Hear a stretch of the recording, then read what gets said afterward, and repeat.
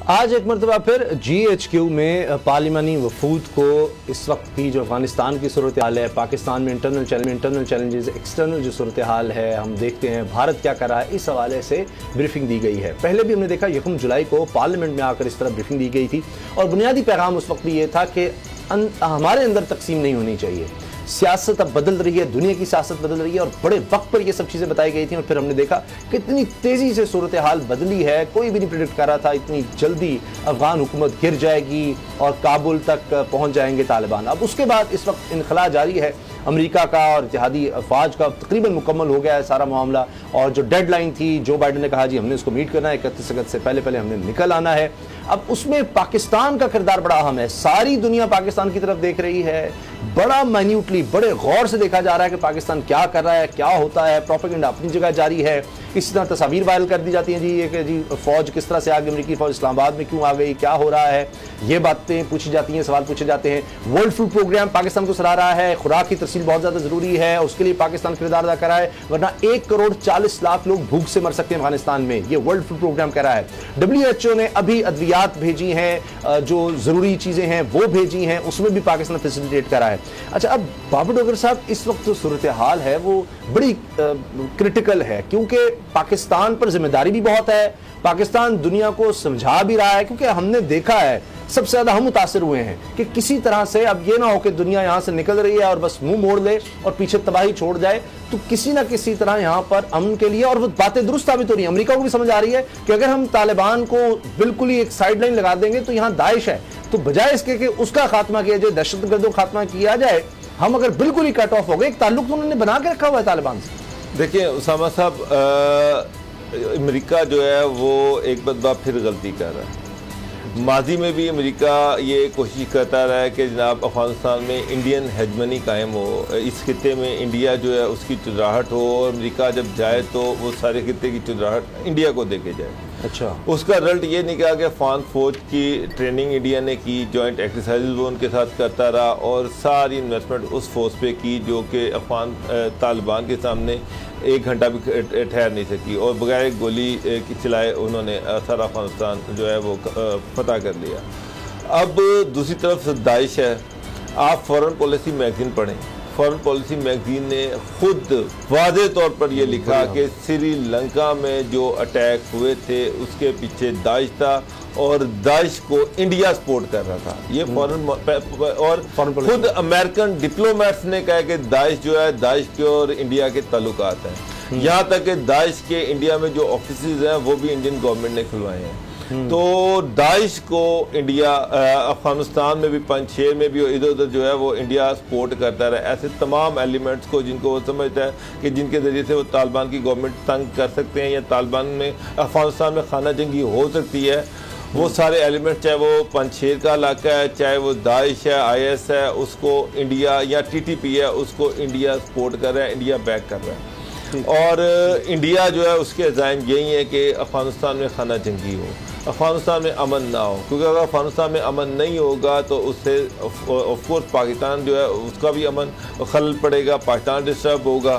तो ये सारा कुछ अमेरिका कर रहा है, इंडिया कर रहा है और अमेरिका जो है वो इंडिया को सपोर्ट कर रहा है। अब अगर इंडिया पाकिस्तान पे एतमाद करता, अगर अमेरिका पाकिस्तान इंडिया को चुराहट की तरफ ना जाता, पाकिस्तान की IS से पाकिस्तान की गवर्नमेंट को ये कहता कि अफगानिस्तान की जो गवर्नमेंट है इसको स्ट्रेंथन करें, अफगानिस्तान में अमन लेके आए, तो हो सकता है कि आज सूरत मुख्तलिफ होती, आज तारीख मुख्तलिफ होती।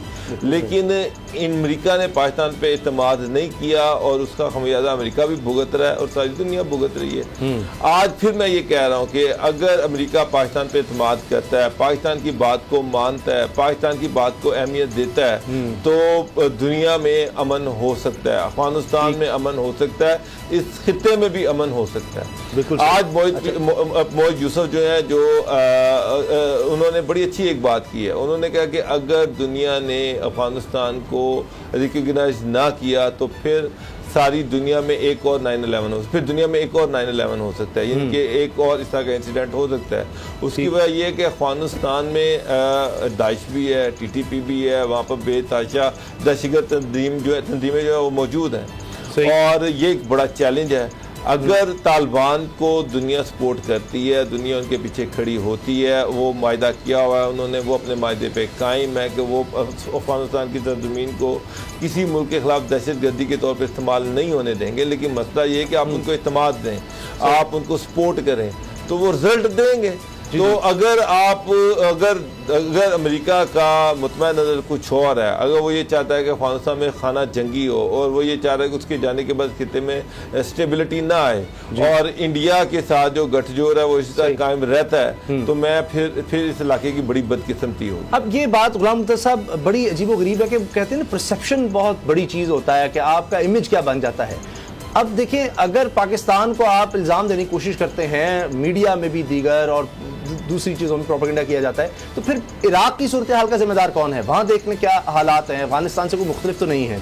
शाम में आप देख रहे हैं, अभी यमन में देख रहे हैं, अभी जिस तरह का वहाँ अटैक हुआ है, 30 वहाँ पर जो यमनी फौजी थे वो वहाँ पर मारे गए और पता नहीं कितने जख्मी हुए, वो हुसियों ने वहाँ जो अटैक किया, तो उसमें फिर सूरत हाल का जिम्मेदार कौन है? अब वहाँ पर भी तो अमेरिका निकल रहा है, वहाँ भी वो बात कर चुका है कि जी हम हुसियों को सपोर्ट करते हैं, किसी तरह से कोई यहाँ पर अमन आ सके। फिर उसका जिम्मेदार कौन है? अमल अगर देखें पाकिस्तान का तो दुनिया के सामने है, पाकिस्तान तो अमन के लिए सब कुछ कर रहा है।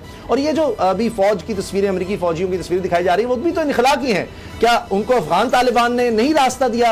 अफगान तालिबान ने अफगान फौज को रास्ता नहीं दिया इनखला के लिए। इमरान खान ने तो ये कहा था कि हम जंग में नहीं, अमन में हम पार्टनर्स हो सकते हैं। तो अमन के लिए तो ये जरूरी है कि कोई बाहिफाजत सारों का इनखला हो, वरना ये कि यहाँ और अमेरिकी फौजी या और मारे गए, फिर वही जंग वो कब तक जारी रहनी है? तो ये परसेप्शन को इस तरह के बना दिए जाते हैं कि एक तरफ ये कि जैसे पाकिस्तान जनाब पता नहीं वो अड्डे तो नहीं दिए लेकिन सारी फौज यहाँ पर आ गई है, दूसरी तरफ परसेप्शन बनाया जाता है वो पाकिस्तान सारा कुछ कर रहा है, जी तालिबान को लाने वाला वो है।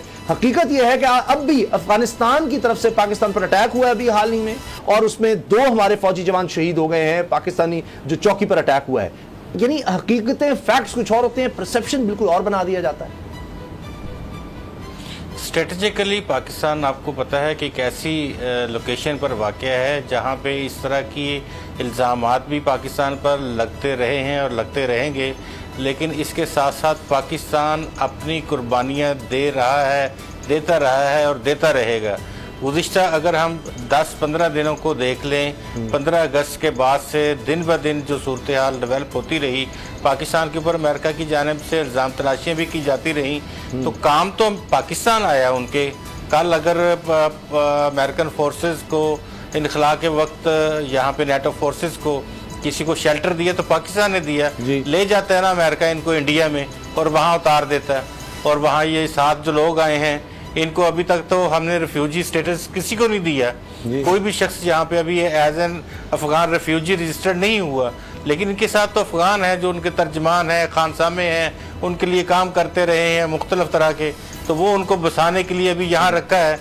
अगर खुदा न खासा अमेरिकन जो हैं वो यहाँ से निकल जाएं, जो भी पासपोर्ट होल्डर्स हैं, और पीछे ये जो लोग हैं जो साथ आए हैं, तो वो इनको हमारे खाते में डाल के चले जाएं, तो फिर भी पाकिस्तान ने इनको कोई ना कोई UNHCR इनको स्टेटस दे दे कि ये रिफ्यूजीज हैं, इनको यहीं रखा जाए, हम वहाँ चल सकते।